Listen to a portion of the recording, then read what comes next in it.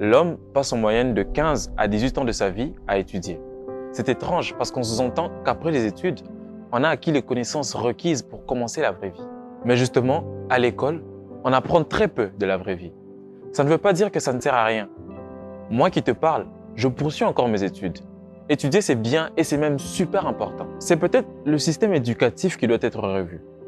En attendant, je te donne 5 petits conseils à toi qui me suis et qui étudie encore. 1. Développe tes compétences. On ne te le répétera jamais assez.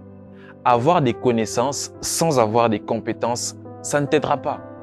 Trouve tes points forts et rends-les encore plus forts en mettant en pratique ce que tu apprends. 2. Gérez vos finances. Apprenez à établir un budget, à gérer les dépenses et les entrées. D'ailleurs, pour la plupart d'entre vous, les entrées que vous aurez, ça viendra soit de vos parents, soit des membres de votre famille. Donc, faites-en bon usage. Commencez un petit commerce, investissez un minimum avec votre argent. 3. Maîtrisez l'art de la gestion du temps. Évitez le retard, les amis.